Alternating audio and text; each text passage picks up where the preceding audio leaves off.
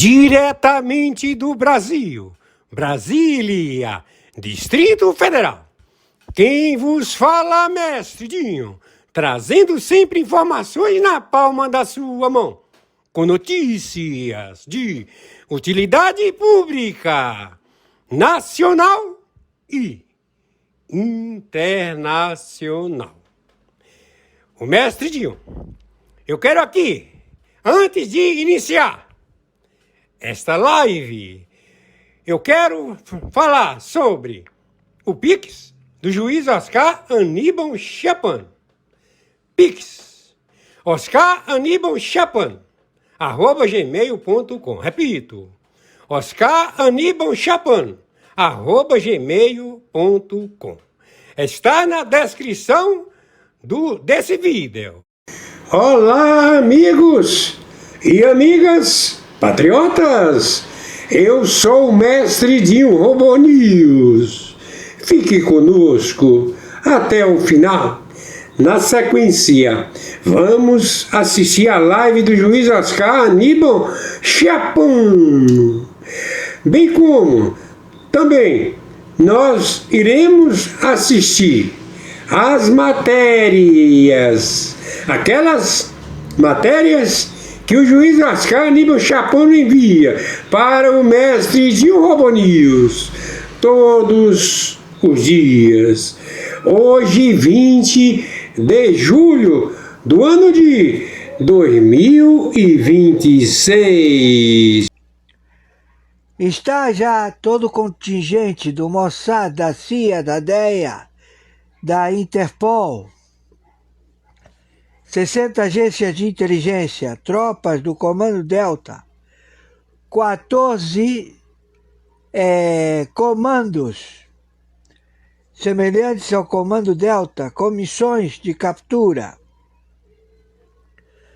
Esse sujeito que se faz chamar Luiz Inácio Lula da Silva, óbito, se encontra num bunker guardado. Estamos já à procura dele. A situação, pelo fato de terem vários sósias, está sendo feito em todos os 27 estados e 5.070 municípios. Todo o primeiro e segundo escalão deste narco-governo, conhecido como Orcrim Foro de São Paulo, todos eles abdicaram, todos eles se entregaram, saíram do governo de Luiz Inácio Lula da Silva, óbito, conhecido como Moacir chinês, do grupo do fentanil, comitê chinês do grupo do fentanil, Rota da Seda,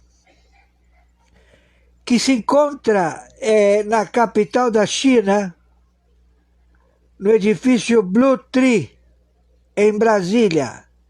A capital da China é Brasília, no Hotel Blue Tree. E a capital do Brasil é em Belém do Pará, lá no Nordeste, com 9 estados posicionados já com Exército, Marinha Aeronáutica, em bases secretas chinesas, com mísseis ogivas nucleares apontadas para os Estados Unidos da América. Então já está tendo confronto armado e está tendo já guerra entre milícias, entre terroristas e já identificado grupo paramilitar chinês, russo, turco, norte-coreano, 2 sedes de espionagem que dominam o sistema financeiro da República Federativa do Brasil. Ou seja, aqui não estão mostrando absolutamente nada na televisão, só estão mostrando a Copa, só estão mostrando a Copa do Mundo, mas já está tendo confronto militar de 14 grupos semelhantes ao Comando Delta, com suas tarefas já determinadas. A ex-ministra Tabet solicitou o impeachment e a prisão imediata da falsa identidade que se faz chamar Luiz Inácio Lula da Silva, e ela não está mais no governo do Brasil, como também outros ministros do primeiro e segundo escalão. Quem está falando é o senhor Oscar Aníbal Chapano. Estamos árbitro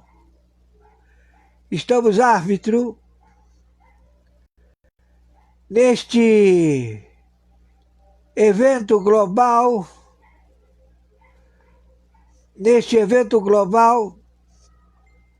já estabelecido a guerra atômica nuclear em 27 estados e 5.070 municípios. O Brasil já está combatendo. Já tem várias baixas de terroristas e milicianos em Brasília, capital da China, no Hotel Blue Tree. Já estamos posicionados na captura do primeiro e segundo escalão, 39 ministérios, 30 partidos políticos, presidente do Senado, Alcolumbre, presidente da Câmara de Deputados, Hugo Mota, governadores e 5.070 prefeitos, quais todos estão identificados por receber emendas PIX, todas administradas por Renan Calheiros, e o patrimônio guardado por Dino. Dino, ele subiu com pelo menos 40% das emendas PIX. Ele já mandou para fora esse dinheiro. Dino, ministro do Supremo Tribunal Federal. Dino, Zanin, Toffoli, Gilmar Mendes, Carmen Lúcia,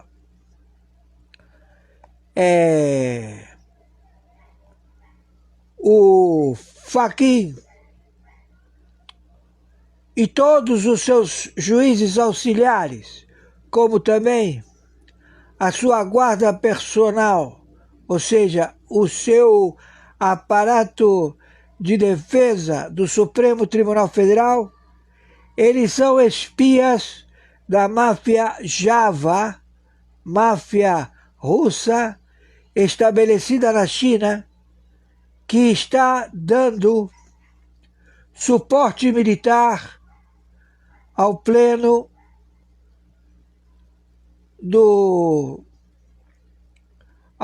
da turma do Supremo Tribunal Federal.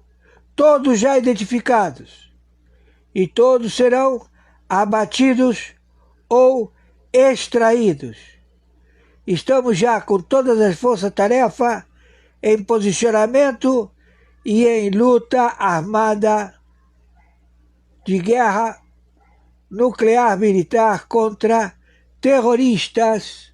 Orcrim, Foro de São Paulo, no dia de hoje, 19 de julho de 2026, horário 14 horas 48 minutos. Quem está falando é o senhor Oscar Aníbal Chapano. Quero dizer a vocês duas empresas de IA, elas se encontram monitoradas, os seus dealers estão já em prisão por terem utilizado todo o acervo de cidadãos humanos no planeta que vamos dizer assim, se prestaram a serem monitorados por estas empresas que foram já advertidas pela Segurança Nacional Global. Então nós estamos já com todo o compromisso global de todas as tecnologias de eletromagnéticas, também matemática quântica e também todo o processo estelar de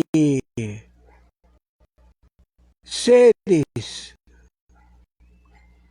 que eles já estão engajados e identificados para a luta contra estes elementos.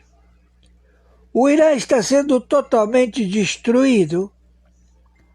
Não haverá possibilidade nenhuma de sobrevida da Guarda Revolucionária e também os Houthis, como também tribos que estão estabelecidas na Ásia, em Hong Kong, no Vietnã, na Malásia, na África, na Austrália, no Canadá, na Groenlândia, na Noruega, todos já sendo abatidos em 28 países do euro, da Europa. A Europa, ela se encontra invadida por tropas xiitas que se estabelecem em 28 países europeus e estão combatendo estes terroristas associados aos ayatolás, que eles não falam árabe, eles não são muçulmanos e muito menos descendentes de Mohammed.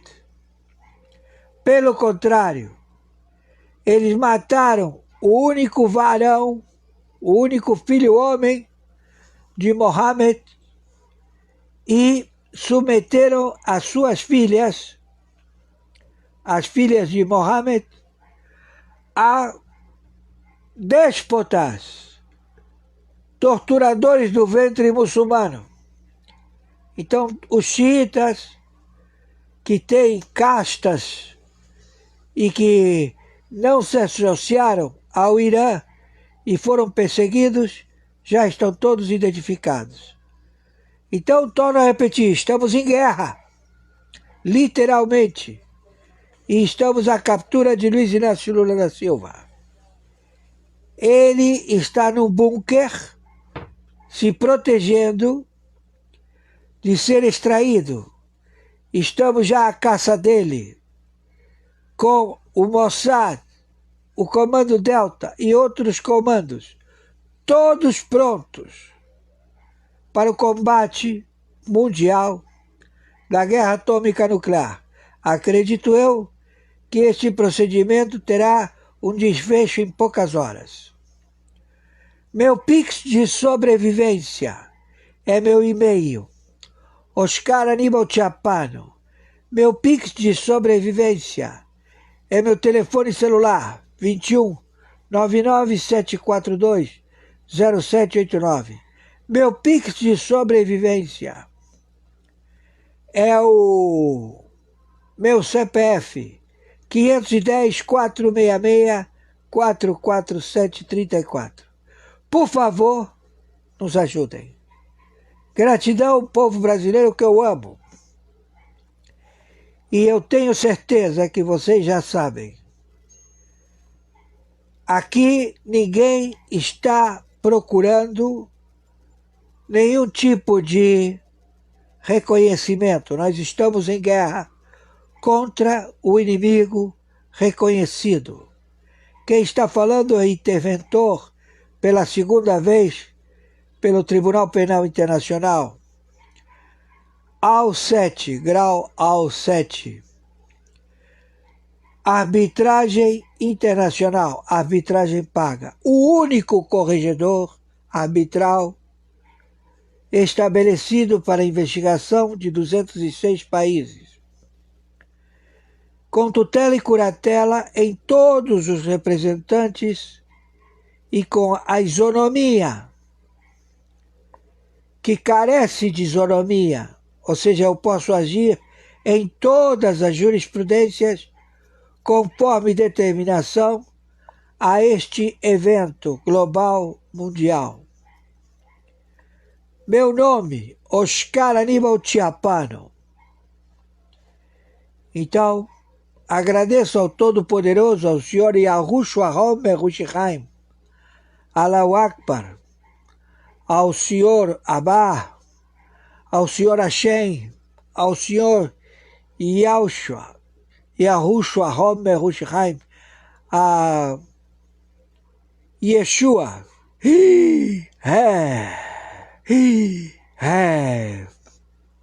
conforme a sua respiração.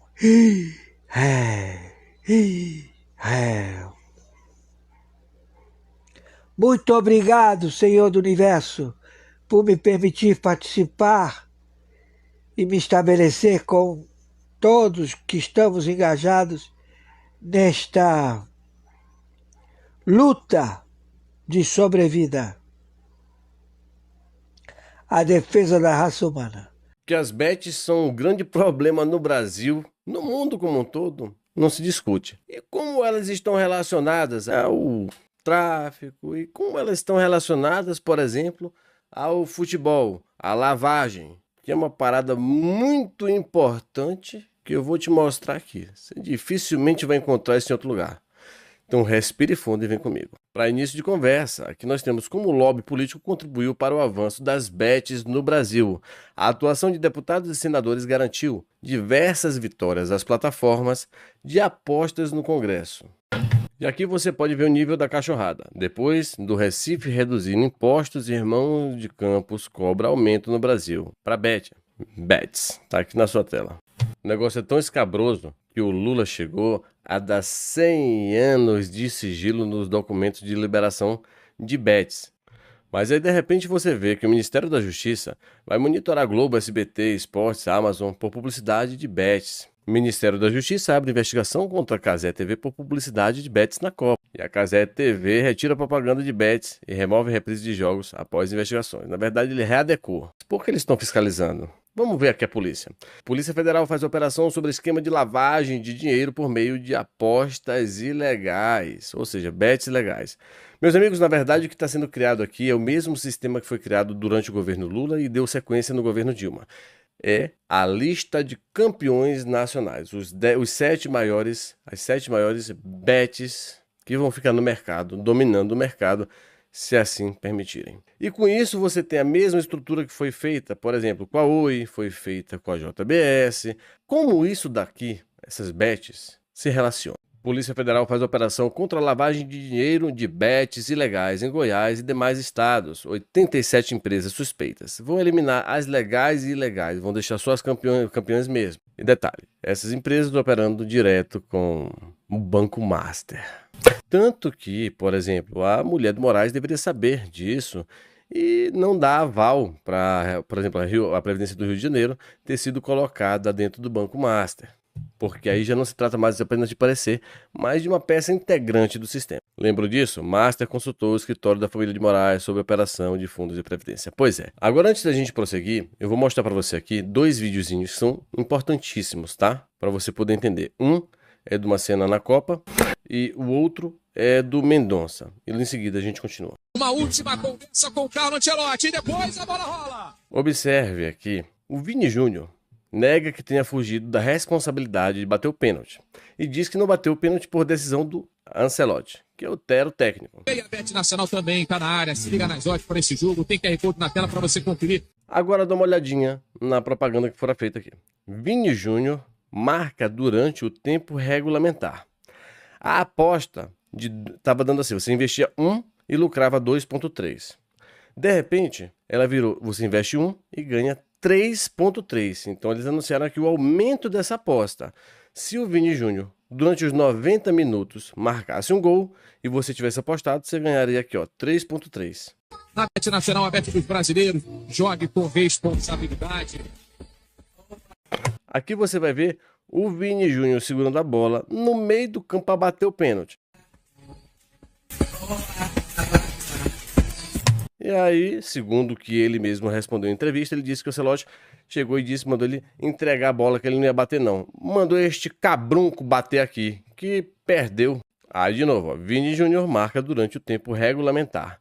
A aposta subiu de 2,3 para 3,3 e aí teve o pênalti. Eles não contavam com pênalti. Sabe-se lá, né? Se de repente essa galera não... É tanta comunicação que até parece proposital. E aí o finalzinho, pra você ver, ó. Entregando a bola. Tava pronto pra bater o pênalti. Excelência tem de extravagâncias mais do que eu. Certeza que não, ministro Gilmar.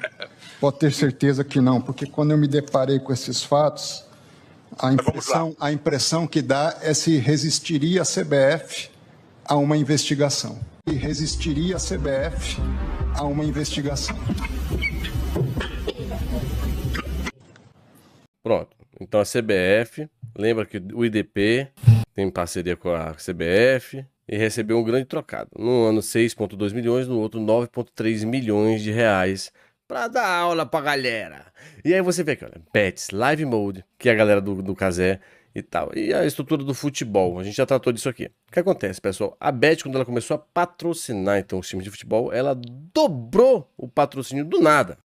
E hoje essa galera não consegue mais viver, eles criaram uma estrutura de futebol onde tem que contar com a renda vinda desse patrocínio. Não tem mais como fugir disso para eles. A revelação do filho de Gilmar Mendes sobre a convocação de Neymar, né? Lá no Gilmar Palusa, ele gritou aos 4 cantos do mundo que ele foi o responsável pela convocação do Neymar.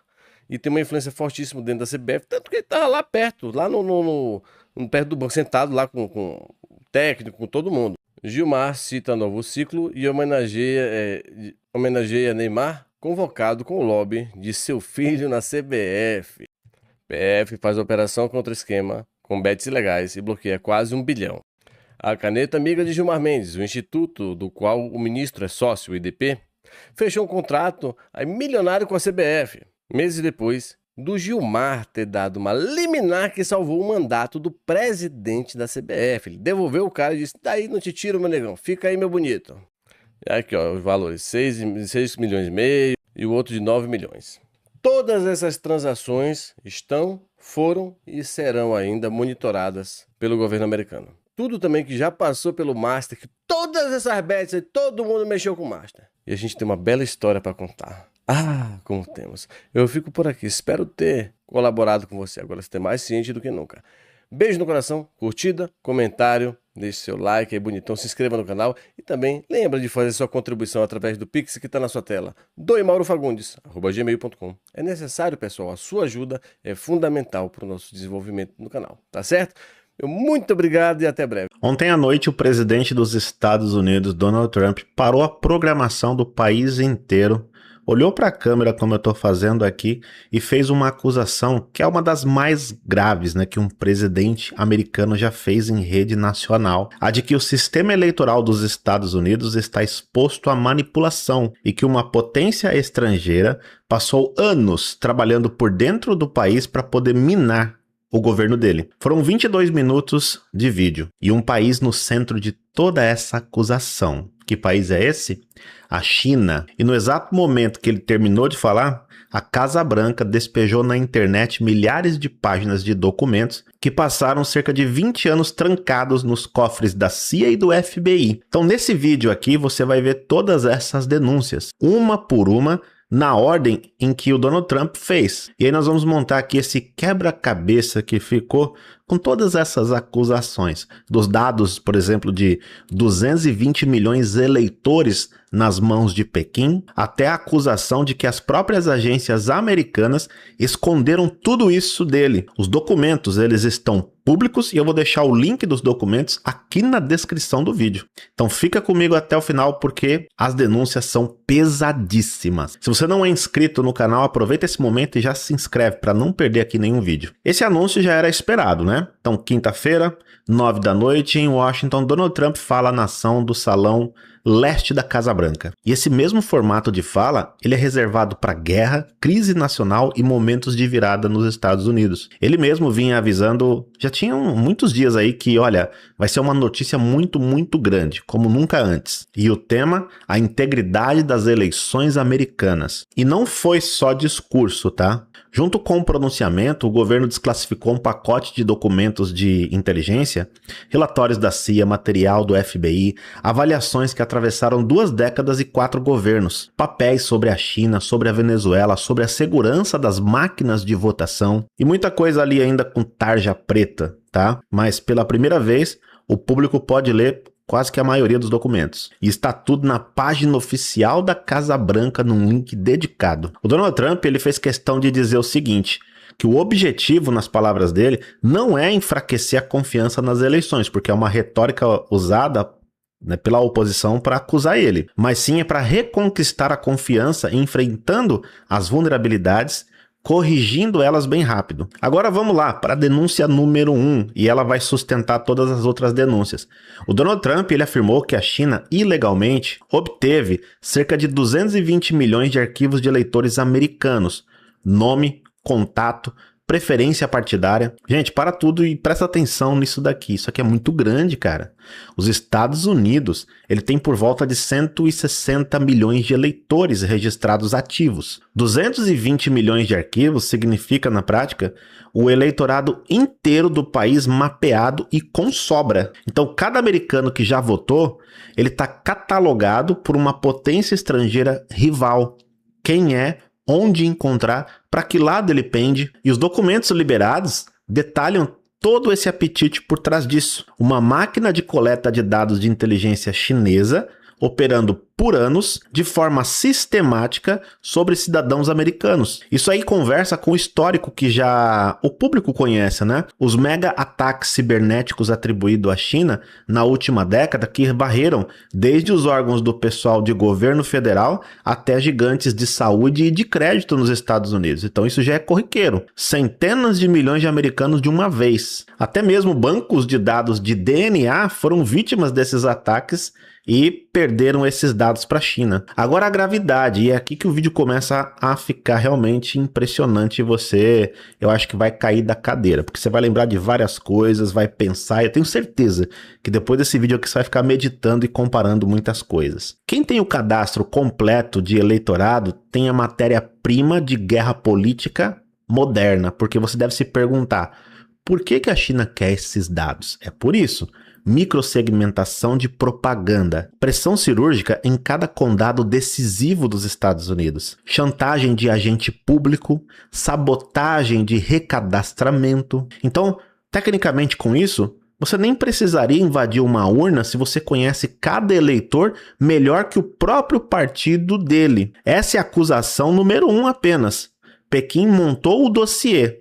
E aí o resto do pronunciamento do Trump é, segundo ele, o que fizeram com ele. A denúncia número 2 ela é muito grave. Com o dossiê em mãos, a China teria partido para a ação. O Donald Trump ele afirmou que a China ela trabalhou para minar o governo dele desde o início, com operação de influência já nas eleições do meio de mandato em 2018. Uma ofensiva estruturada a partir de 2019 também, e o alvo final, a campanha de 2020, a eleição que decidiria se ele continuaria ou não no poder. Aí aconteceu toda aquela controvérsia, vocês lembram? Naquela eleição. Agora presta atenção nisso aqui. O que significa operação de influência na prática segundo a denúncia? Dinheiro e pressão irrigando o ecossistema de formação de opinião. Ou seja, muita grana na mão de imprensa, políticos, vozes públicas para comprar essas pessoas. O material desclassificado descreve a dimensão desse esforço chinês de cooptação dentro dos Estados Unidos, fazendo lobby, se aproximando de formadores de opinião, guerra de narrativa travada em solo americano, contra o governo americano, contra o Donald Trump para detonar ele com dinheiro da China, com dinheiro de fora. E nas redes de aliados do presidente, a acusação vai ainda mais fundo. O dinheiro chinês teria chegado até os protestos que ocorreram lá em 2020 e incendiaram o país. Lembra daquele caos todo na rua acontecendo? Isso foi usado, segundo a denúncia, segundo Trump, segundo o que rola nas redes, como uma ferramenta de desestabilização do governo em ano de eleição, que seria o grupo Black Lives Matter, supostamente, segundo a denúncia, recebido grana até mesmo da China para causar tudo aquilo. E essa denúncia, então, circula com muita força desde ontem na internet. E muitas pessoas ligadas ao governo de Donald Trump estão postando essa denúncia nas redes. Então, um país rival operando todas as alavancas ao mesmo tempo dentro do país alvo.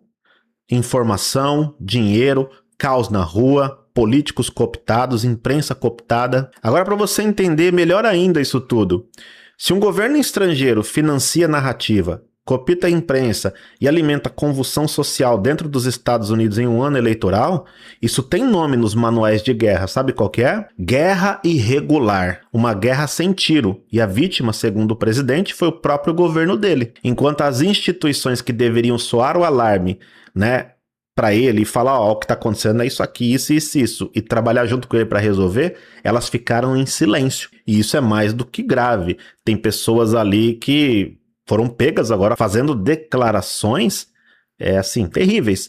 Tem uma agente do FBI que ela falou, eu me sinto agora como eu estou operando, tipo assim, um governo paralelo, um negócio assim. Denúncia número 3, a arma.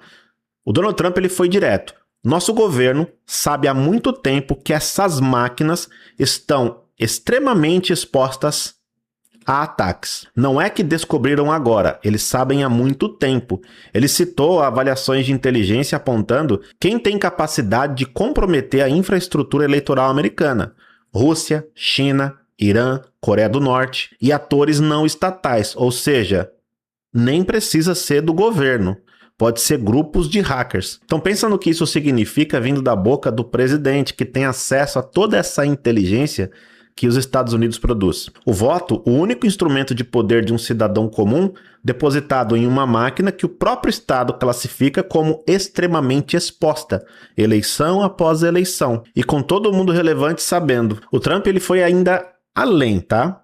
Presta atenção, ele citou relatos de inteligência descrevendo métodos desenvolvidos para alterar totais de votos digitalmente de um jeito que não seria detectado nem em auditoria. Olha isso. Nas palavras dele, tá? Por mais profunda que a auditoria fosse, não dá para pegar. Essa frase, eu acho que é uma das mais poderosas desse discurso inteiro. Porque a auditoria é a resposta padrão de todo o governo do mundo quando alguém desconfia da urna. Ah, pode auditar, não vai dar nada. Então a denúncia diz, existe um método para o qual auditar não se resolve. Tá vendo só? Então, se existe a técnica, a pergunta que fica no ar é uma só. Alguém já usou isso? Será? E é essa pergunta que leva esse pronunciamento do Donald Trump até a América do Sul, até o nosso vizinho. E aí nós vamos para a denúncia número 4, o laboratório. O presidente Trump, ele apontou para a Venezuela e afirmou o seguinte: manipulação eletrônica das eleições praticada desde 2004, quando começou essa história de voto eletrônico. O ano do referendo que salvou o Hugo Chávez do afastamento. O referendo ele foi operado por uma empresa recém-nascida, fundada por venezuelanos, chamada Smartmatic. A partir dali, segundo a denúncia, o chavismo transformou a eleição em teatro.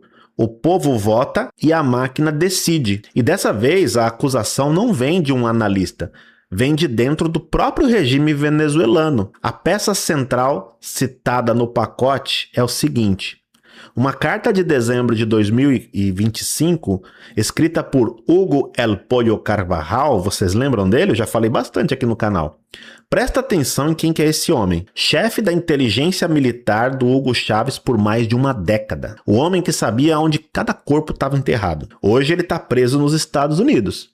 Na carta, o Hugo Pollo Carvajal, ele afirma que a Smartmatic nasceu como ferramenta eleitoral do regime venezuelano. Nasceu para isso, e que as eleições na Venezuela podem ser fraudadas com aquele software. 20 anos. É esse o tempo que separa o referendo de 2004 do pacote liberado ontem. 20 anos em que a inteligência americana ela acumulou avaliações sobre a urna eletrônica venezuelana, fornecedor ligado ao regime, capacidade de manipulação, e tudo isso dormiu, ficou lá, guardadinho no cofre, carimbado e bem longe do público. O presidente Trump ele afirma que esse material foi enterrado e encoberto, e ontem ele mandou abrir o cofre. A gravidade disso aqui, gente, é uma gravidade dupla. Primeiro, se um regime consegue governar por décadas fraudando uma urna eletrônica, com o mundo inteiro assistindo e certificando essa eleição, o precedente está criado.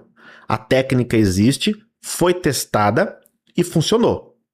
Na última eleição na Venezuela, como que foi provado que o Maduro roubou a eleição?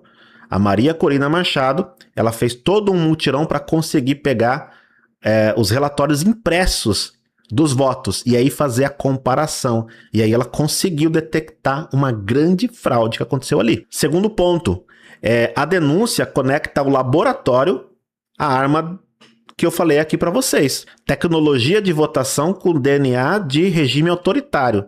Métodos que, segundo os relatos citados, driblam a auditoria. E também as máquinas americanas que o próprio governo classifica como expostas. Então o presidente colocou essas 3 peças na mesa na rede nacional. Teve até empresa aí da imprensa que não quis transmitir. Não quis.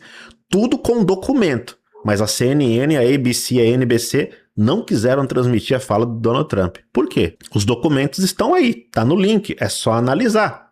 São documentos da CIA, do FBI e outras agências. Aí eu pergunto, eles estão mentindo? A denúncia número 5, que vai amarrar todas as outras aqui para você entender de uma vez por todas isso aqui. Se tudo isso estava nos arquivos, por que o público nunca viu? Por que o próprio presidente, segundo ele mesmo, nunca viu?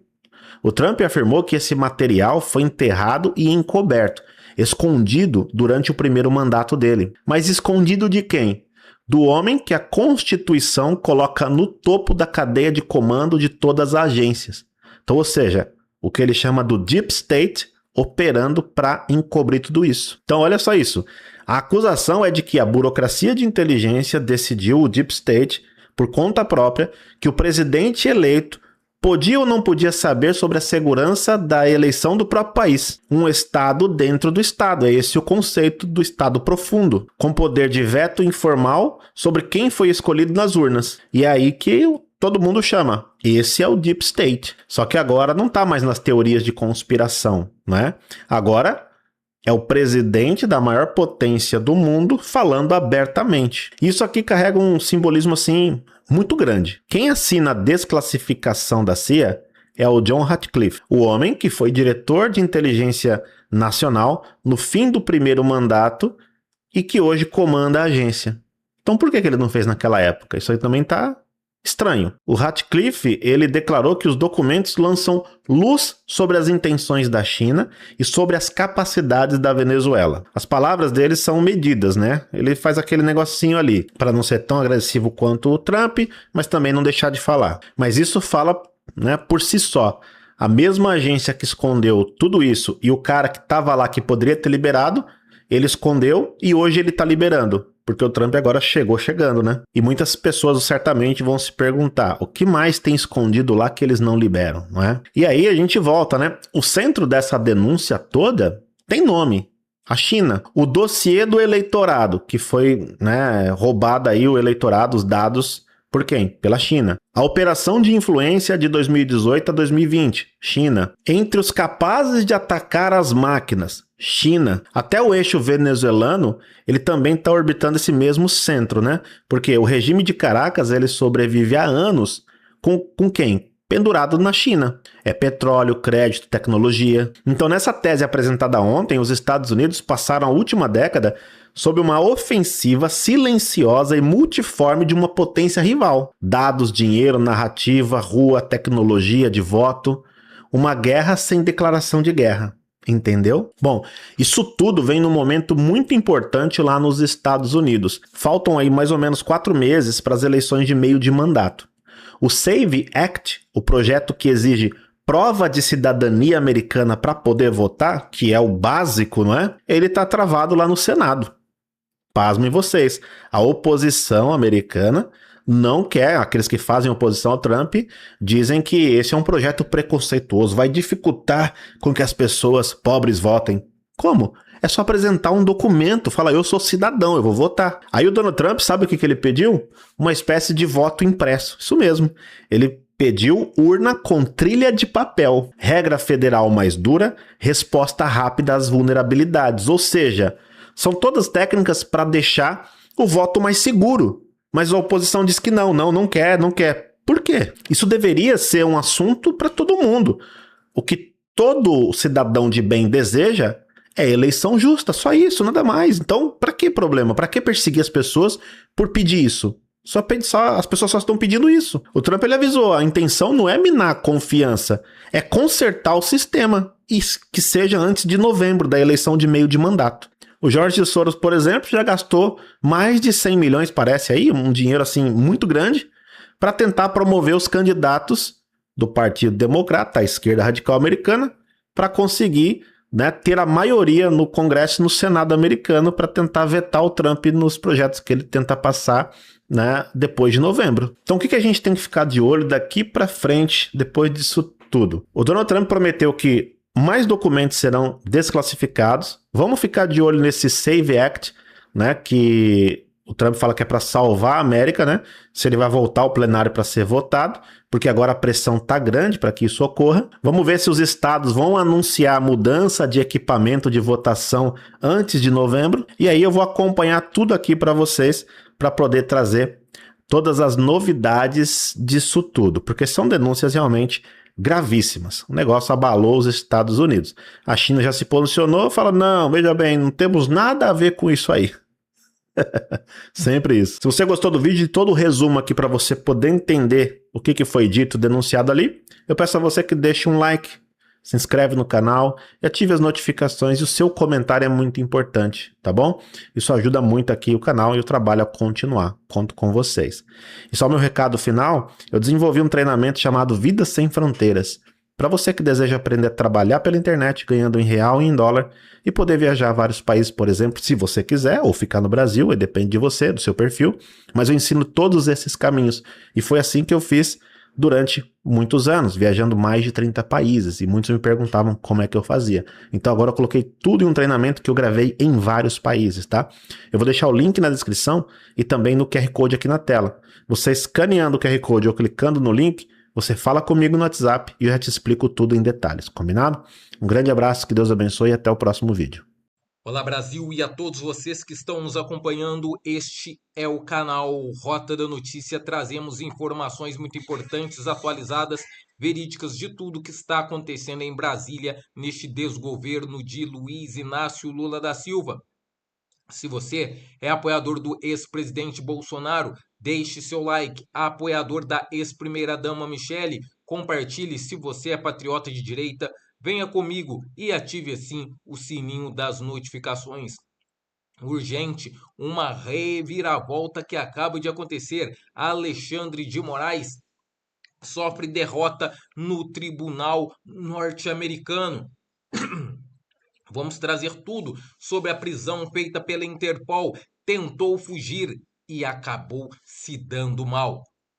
Todos os detalhes eu trago agora para você, mas antes, por favor, por gentileza, se você não é inscrito em nosso canal, se inscreva, deixe seu like, deixe seu comentário, clique no sininho e não esqueça de compartilhar os nossos vídeos para que mais pessoas, além de você, também possam ficar muito bem informados. Notícia que eu trago agora, notícia urgente, pessoal.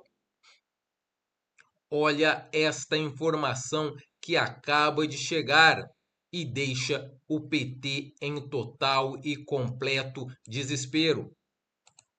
A justiça americana partiu para cima de Lula e Alexandre de Moraes, a pedido de Donald Trump. Por quê? O governo americano acaba de soltar uma das pessoas que foram sancionadas pelos Estados Unidos por envolvimento com crime organizado com o PCC. Donald Trump ficou irritadíssimo e pediu ação imediata. Pois é, a Justiça decretou a soltura de 7 pessoas que tinham sido presas na Operação Exchange da Polícia Federal na semana passada, que é uma operação que investiga lavagem de dinheiro do tráfico internacional de drogas. E entre essas 7 pessoas que serão soltas está a Stella Stephanie de Oliveira, que é aquela brasileira que, como você bem lembrou, foi sancionada pelos Estados Unidos por um suposto envolvimento que ela teria com a facção criminosa Primeiro Comando da Capital, o PCC. Todos esses investigados, eles tinham tido uma prisão temporária decretada, que é aquela que dura 5 dias. E ao final desse prazo, a polícia pediu para a Justiça para que essas prisões fossem convertidas em preventivas, que são aquelas que não têm um prazo para acabar. Só que para essas 7 pessoas, a Justiça negou esse pedido porque disse que eles só foram presos para viabilizar o cumprimento de mandados de busca e apreensão, para que a polícia pudesse investigar ali dispositivos móveis e documentos sem que houvesse destruição de provas. E como isso pôde ser feito e não foram apresentadas novas provas ligando essas 7 pessoas a esse esquema, a Justiça decretou a soltura dessas 7 pessoas. É isso mesmo, pessoal. Diante de tudo isso, o presidente norte-americano Donald Trump ficou irritadíssimo.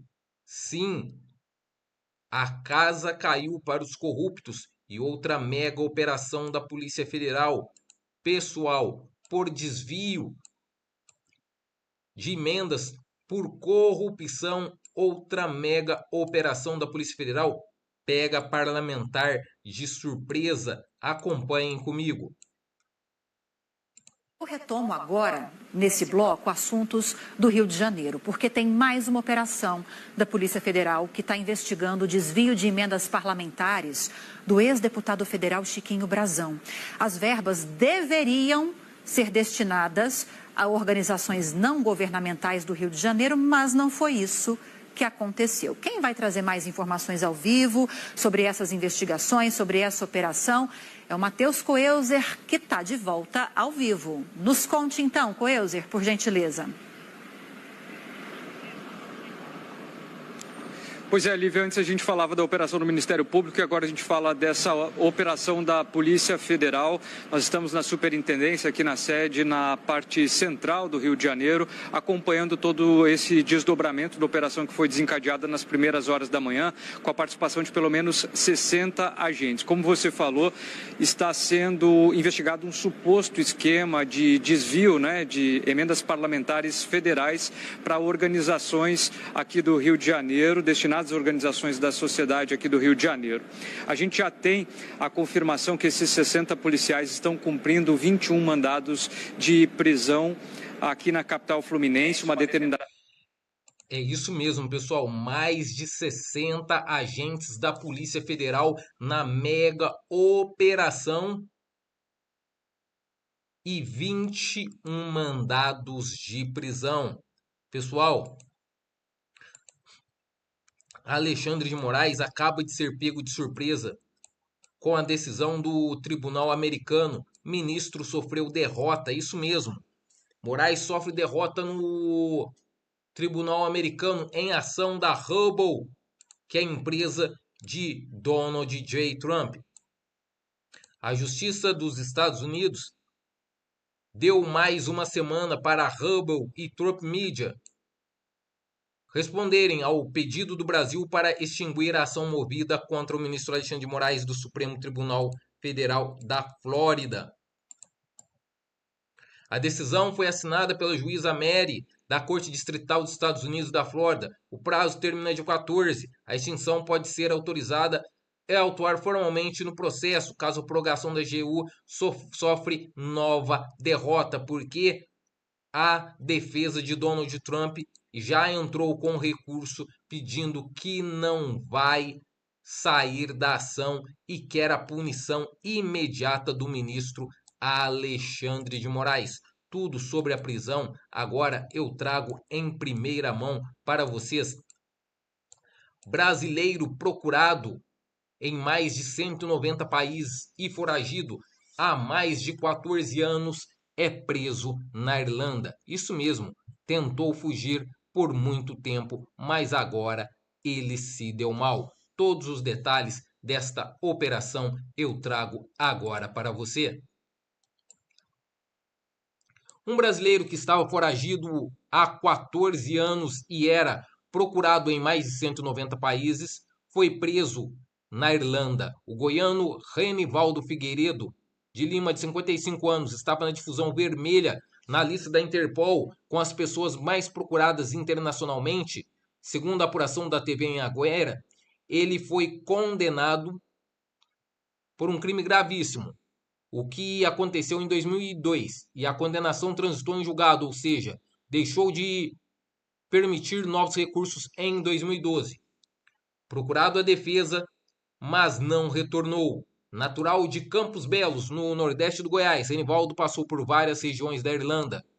Segundo informações obtidas pelo produtor Gustavo Martins, da TV Anhanguera, junto à polícia irlandesa, entre os locais estão Ballina, Maio e Canva, e ele foi preso enquanto trabalhava em uma fazenda em Exford no dia 20. De acordo com o processo do caso, constado pelo G1, a condenação de fato transitou em julgado, como é citado pelo juiz Luiz Henrique, que determinou no dia 8, ou seja, no dia de ontem, a execução definitiva da pena. Era o que eu gostaria de trazer a todos vocês no dia de hoje. Se você não é inscrito, se inscreva, deixe seu like, comentário, clique no sininho e não esqueça de compartilhar os nossos vídeos.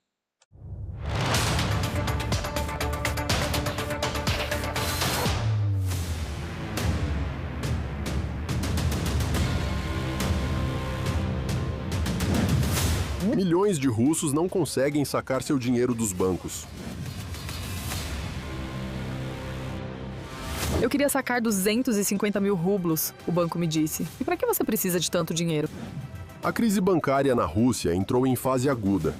Havia uma conta de poupança. O banco se recusava a me devolver meu dinheiro. Você não pode usar o dinheiro. A conta está completamente congelada. E em breve haverá também o congelamento dos depósitos. As pessoas estão tentando retirar suas aplicações em massa. Estou surpreso que ainda nem todos tenham sacado. Até políticos na Rússia já admitem. Vou dizer honestamente, a maioria das pessoas que tem dinheiro no banco não verá esse dinheiro.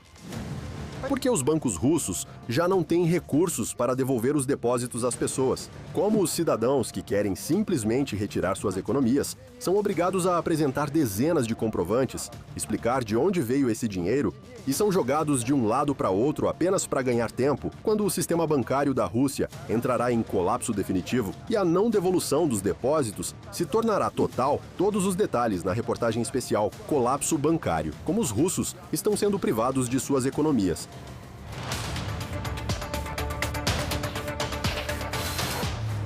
Desde o início de 2026, os bancos russos começaram a bloquear em massa cartões e contas dos russos. Isso nunca aconteceu antes. Isso afetou 3 milhões de pessoas em todo o país. Todas elas descobriram repentinamente que não podiam comprar nada, não conseguiam pagar por nada. E em seus celulares viram mensagens como: as operações do cartão foram suspensas, conta bloqueada. E as pessoas não conseguem entender. Por quê? Não conseguem pagar com o cartão. Alguém recebeu essa mensagem quando tentou pedir um produto em uma loja online. Ou simplesmente comprar pão no supermercado. O cartão não funciona? Nada funciona, nem o caixa eletrônico. Até aqui na Piatiorosca nada funciona. Alguém queria transferir dinheiro para um parente. Fui bloqueada no Sberbank. E eu realmente não entendi como isso aconteceu. Eu apenas transferi 50 mil rublos. Não dólares, não euros, rublos. Eu não fazia nada demais. Transferia para parentes, minha mãe também me transferia dinheiro. Alguém foi sacar dinheiro em um caixa eletrônico. Passei no meu caixa eletrônico para sacar 3 mil rublos. Assim que apertei o botão, meu telefone imediatamente mostrou que meu cartão estava bloqueado. O número de pessoas cujos cartões foram bloqueados pelos bancos na Rússia cresce a cada dia. O Sberbank bloqueou meus 350 mil rublos e nem explicou o motivo. Bloquearam nossa transferência. O Sberbank restringiu o acesso à conta e ao Sberbank Online. Então as pessoas ligam para o suporte e cada uma delas recebe a mesma resposta. É necessário comparecer pessoalmente a uma agência do banco. Idas à agência, correspondências e sempre a mesma coisa. Aguarde. As respostas às minhas reclamações eram adiadas por semanas, até que em determinado momento simplesmente enviaram uma resposta: desbloqueio negado. Agora estou escrevendo uma solicitação ao Gazprombank. E sabem qual é o ponto interessante? Os funcionários do Gazprombank me disseram que fui bloqueada pelo artigo 115 da Lei Federal. A Lei Federal número 115 é justamente nela que os bancos agora se apoiam massivamente para bloquear contas. Trata-se da Lei de Combate à Lavagem de Dinheiro. As pessoas são informadas de que são suspeitas de fraude, mais especificamente de manipulações financeiras, do chamado saque ilegal de dinheiro. E acusações assim, como um raio em céu azul, estão sendo ouvidas por milhões de russos em todo o país. Recebi uma herança, dinheiro legal, e imediatamente bloquearam meu cartão. A conta foi completamente congelada. Atribuíram um artigo criminal a mim, fraude e saque ilegal.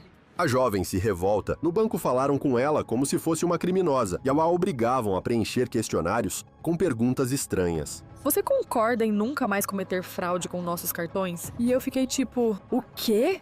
Sberbank, tenho uma pergunta para vocês. Por que colocaram isso em mim? E agora eu nem consigo sacar meu próprio dinheiro? No banco, dizem as pessoas, provem que vocês não são fraudadores. Vocês devem apresentar todos os comprovantes necessários. Me entregaram este papel aqui, onde está listado quais documentos eu preciso apresentar. E durante todo esse tempo eu não posso usar o meu próprio dinheiro. As idas ao banco, com cada vez mais comprovantes, podem durar semanas. Ainda não desbloquearam nada para mim, mas enviaram uma mensagem SMS dizendo que eu preciso comparecer novamente ao banco para apresentar documentos adicionais, sobre os quais me informarão no próprio banco. Isso é um deboche. Indignam-se as pessoas. Eles não respondem às minhas mensagens. Simplesmente me mandam SMS. Recusado, recusado, recusado. Quando vou ao escritório do banco e mais uma vez conto a um novo funcionário o que aconteceu, eles apenas arregalam os olhos para mim. E mais, caso você não saiba, depois de um ano, se não houver desbloqueio, eles não me devolvem o dinheiro, recusado.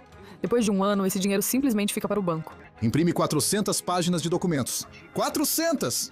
Agora estou levando tudo ao banco. VTB, que bloqueou meu cartão pela Lei Federal número 115, porque saquei do meu próprio cartão um pouco mais de dinheiro para gastos pessoais do que o habitual. O banco decidiu que eu sou fraudadora. Lei Federal número 115. Relatei todos os meus pagamentos. A reação do Gazprombank foi nula. E somente após muitos dias de disputas com o banco, as pessoas conseguem recuperar o dinheiro, e ainda assim com enormes dificuldades. Para retirar o meu próprio dinheiro, tive que ir a diferentes agências, porque em algumas não havia dinheiro em espécie.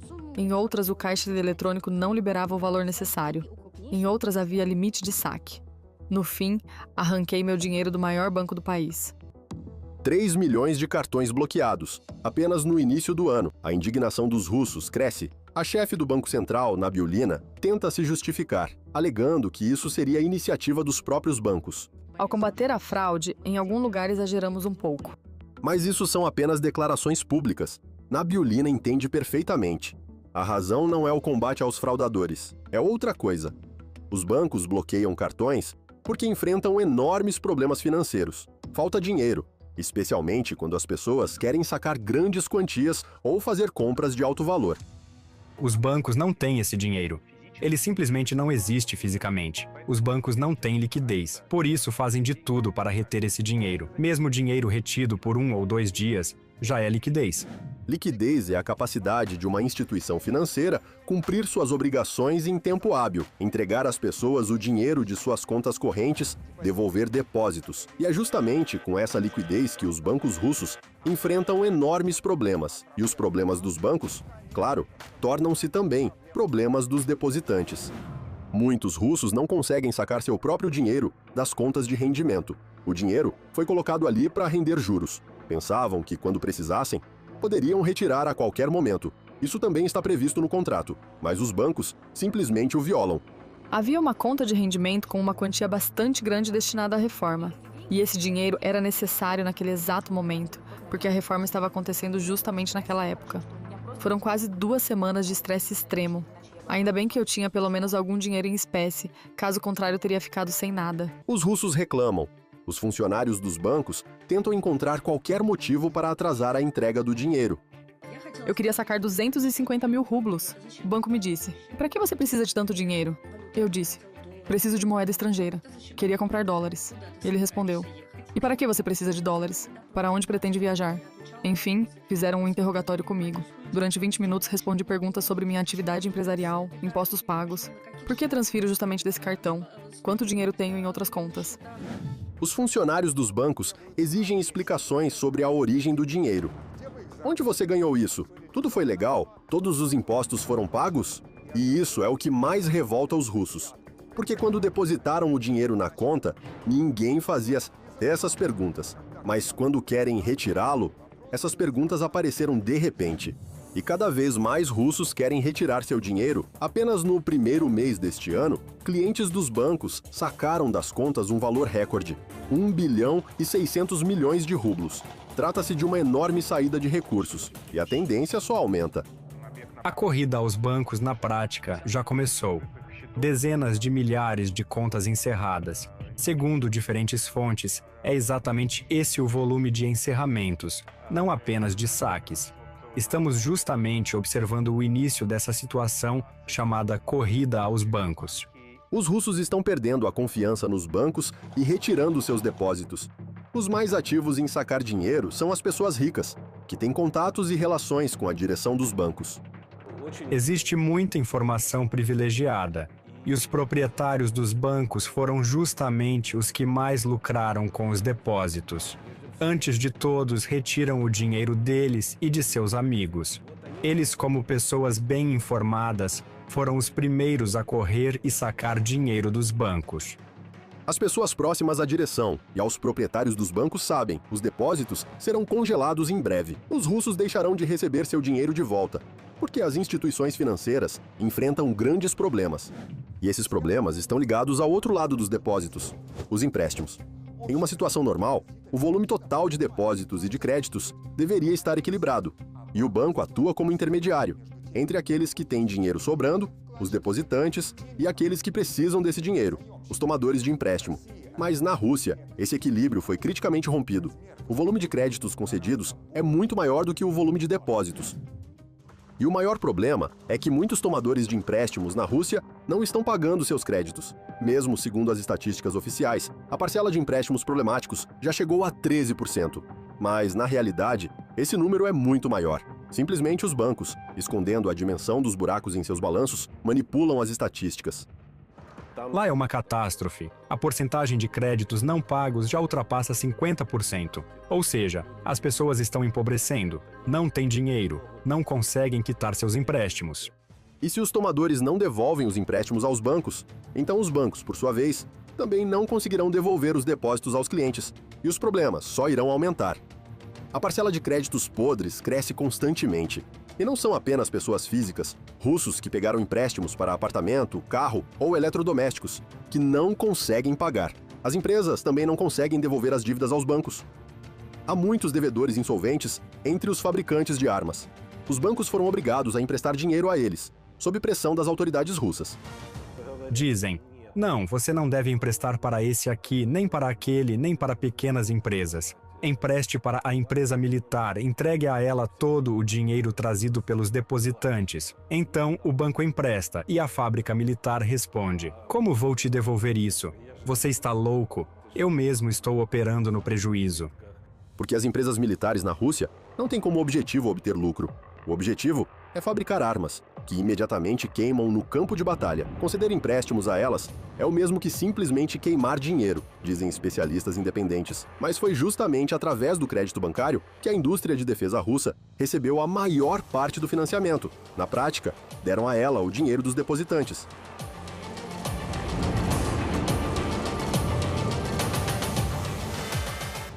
No entanto, os créditos podres não existem apenas no setor militar e industrial, mas também em outros setores. Empresas de construção, mineradoras de carvão, metalúrgicas, todas estão à beira do colapso, e todas elas contraíram empréstimos para adiar esse colapso. Mas não conseguirão devolver o dinheiro aos bancos. Sobre isso já falam abertamente os diretores das empresas. Aqui está o alerta do diretor do maior grupo de empresas de engenharia mecânica e metalurgia da Federação Russa, um enorme conglomerado chamado Fábrica Kirov. O volume de créditos em atraso, segundo as informações que recebo dos bancos comerciais. Neste ano, o número de empresas que de fato entraram em default em relação aos empréstimos bancários, de fato, cresceu de 7 a 9 vezes. Não por cento, mas de 7 a 9 vezes. Empresas em toda a Rússia estão transferindo funcionários para jornadas reduzidas, demitindo pessoas, ou até mesmo encerrando atividades. Veja, por exemplo, o que diz o diretor de outra grande empresa russa, a Fábrica Metalúrgica e Mecânica de Cherepovets. Na comparação anual, tivemos queda de 68%. Não 2, nem 3, nem 10, nem 20. Menos 68%. A retroescavadeira, tão próxima do meu coração, mostrou queda de 95% na produção de carregadeiras escavadeiras. E há fábricas, entre os participantes do nosso relatório, onde o número de funcionários caiu mais da metade. Vocês conseguem imaginar? O quadro de funcionários da empresa caiu mais da metade. Grandes fábricas normais, com centenas e centenas de trabalhadores, reduziram o pessoal em mais da metade. Essas fábricas dificilmente devolverão os empréstimos recebidos dos bancos. E isso significa que os bancos têm enormes buracos em seus balanços. Os russos que sabem disso tentam retirar seus depósitos enquanto ainda é tempo. Essa é a tática mais racional, concordam até muitos políticos dentro da própria Federação Russa. Eu não entendo os russos que, por ganância, por interesse próprio, talvez realmente achem que aqueles juros no banco ficam tremendo e pensando em quanto estão ganhando. Vou te dizer honestamente, a maioria das pessoas que tem dinheiro no banco não verá esse dinheiro. A maioria delas não verá. E para isso, os cidadãos estão sendo preparados gradualmente pelos próprios representantes do poder. O ministro das Finanças, Siluanov, já declarou que o dinheiro dos russos pode ser usado para necessidades do Estado. Afinal, os tempos são difíceis. Planejamos utilizar as poupanças dos cidadãos. É um bom recurso. Esse recurso deve ser usado como fonte para o desenvolvimento econômico. Já em um futuro próximo, as autoridades congelarão os depósitos e explicarão isso justamente pelo fato de que o Estado precisa muito desse dinheiro. Afinal, a guerra. Afinal, a crise. Por enquanto, os políticos estão apenas testando a reação da sociedade. O Ministério do Interior da Rússia já propôs oficialmente introduzir um limite para saques. E o funcionário da Universidade Financeira, vinculada ao governo, Alexei Zubets, declarou que os depósitos dos russos podem ser congelados, supostamente para que as pessoas não comprem muitos produtos e assim não provoquem inflação. No entanto, esses argumentos servem apenas para despistar. A realidade é muito simples. A crise está se agravando e o governo tem apenas duas alternativas: ou permitir a falência dos bancos, ou autorizar que eles não devolvam o dinheiro aos depositantes, introduzindo um moratório sobre os saques dos depósitos. A única questão é quando isso acontecerá e quantas pessoas serão afetadas. Eles têm garantidamente 1 ou 2 meses, talvez 3, para conseguir retirar o dinheiro. Depois disso, tudo ficará sob um grande ponto de interrogação. Já agora, o sistema bancário russo funciona, em grande parte, segundo o princípio de uma pirâmide financeira.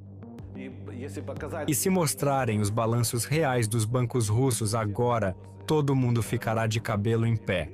E depois o cabelo ainda vai cair. É uma autêntica pirâmide Ponzi, e até ela já não funciona mais, quando os juros para quem investiu antes são pagos às custas de novos aportes.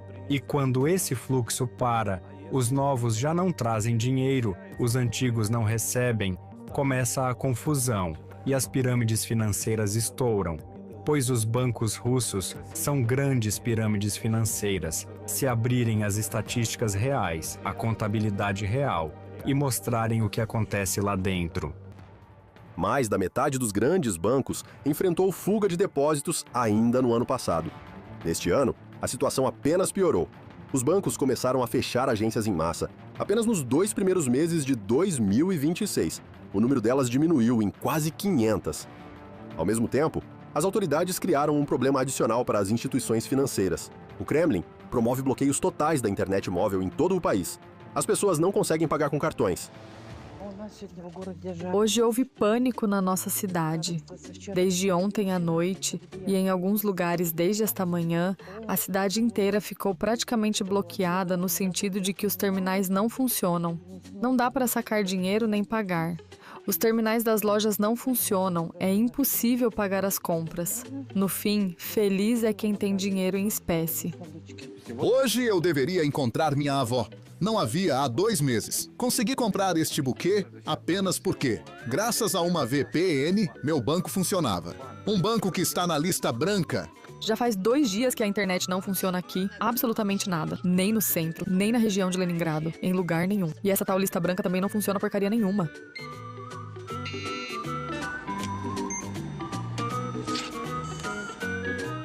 Por causa de tudo isso, os russos estão retirando dinheiro dos cartões em massa, migrando para o dinheiro em espécie. O volume de dinheiro físico em circulação atingiu o recorde de 20 trilhões de rublos. As pessoas querem que o dinheiro esteja no bolso, ou então numa vasilha, de vidro de 3 litros.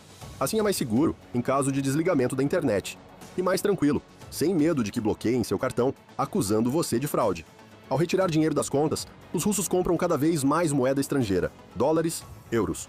O rublo, atualmente, está sendo sustentado artificialmente, e seu colapso é apenas uma questão de tempo. Quanto mais tempo você mantém artificialmente a taxa de câmbio, mais forte será a crise financeira que te espera no futuro. E eles já mantêm essa taxa há quase 1 ano. E quando ela disparar, começarão os cataclismos financeiros, inclusive os bancários. Por isso, atualmente na Rússia, comprar moeda estrangeira é muito mais vantajoso do que abrir um depósito bancário. E as taxas dos depósitos já não cobrem nem a inflação real. Os bancos prometem, em média, 13% ao ano, mas os preços dos produtos mais procurados e dos serviços públicos aumentam mais de 20%. Muitos russos se lembram bem da hiperinflação dos anos 90 e também de 1998, quando perguntaram a Yeltsin: sobre a desvalorização, agora todos falam. Haverá desvalorização? Uma frase sua. Não haverá. Não haverá desvalorização? É isso, firme e claro. Firme e claro. E não sou eu simplesmente inventando, como se fosse fantasia ou desejo. Isso tudo foi calculado. E 3 dias depois, anunciaram o default. O rublo despencou quase 4 vezes. Os russos ficaram mais pobres. Exatamente da mesma forma agora. Putin e Nabiullina garantem que tudo está sob controle. Que ninguém vai congelar os depósitos bancários, que eles não vão perder valor. Mas tudo isso é só cortina de fumaça, porque no Kremlin conhecem a situação real. Sabem que as empresas militares nunca devolverão aos bancos os empréstimos tomados. Isso significa que o banco, cedo ou tarde, será obrigado a reconhecer prejuízo nesses créditos. Terá de fazer baixas. E os depositantes acabaram em uma situação extremamente difícil. Quando começar a sequência de inadimplências e falências, quem entrar primeiro pela porta e sacar o dinheiro conseguirá salvar seu dinheiro. Quem entrar depois, consequentemente, já não terá dinheiro. A maioria das pessoas não conseguirá retirar suas economias a tempo, porque esses recursos simplesmente não existem nos bancos. Como já aconteceu muitas vezes antes, os russos sairão às ruas em protesto, com slogans: devolvam o nosso dinheiro. Nós não compramos títulos. Nós não investimos em papéis financeiros. Mas desta vez, o governo vai proibir esses protestos. Digamos que estamos em guerra e há necessidade de direcionar todo o dinheiro para ir à guerra. O cidadão comum certamente não conseguirá nada.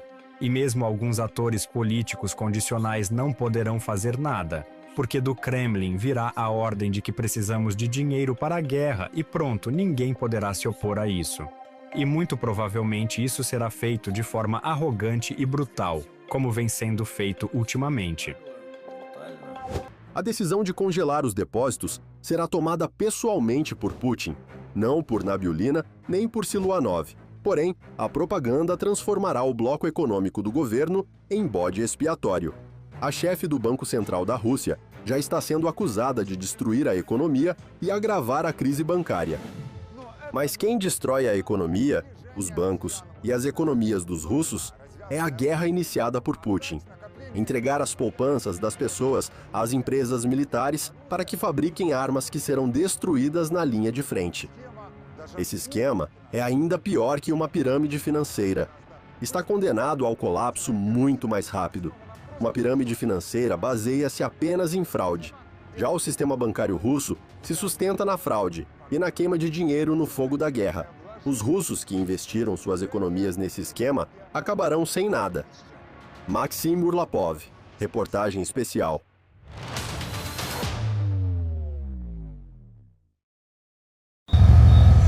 Chegamos ao final desta edição. Muito obrigado pela sua audiência. Eu sou o mestre de Robô News. As últimas notícias na palma da sua mão. Que Deus, no nome do Senhor Jesus Cristo, abençoe você, sua família e o Brasil. Eu quero aqui, no nome do Senhor Jesus Cristo, aproveitar essa oportunidade. Eu quero realizar um convite para todos os meus amigos e amigas patriotas para visitar a descrição dessa live do juiz Oscar Aníbal Chapman, bem como as matérias. Portanto, quando, no nome de Jesus Cristo, meus amigos e minhas amigas patriotas, quando visitar, poderão observar que bem no topo, os Pix, ou melhor, no topo, o Pix do juiz Oscar Aníbal Chapman. E descendo, vocês poderão observar os links de produtos do Mercado Livre e da Shopee. Também tem o curso de mestre de obras da Udemy. Eu quero aqui expressar, no nome do Senhor Jesus Cristo, que hoje, 20 de julho do ano de 2026, até a próxima edição.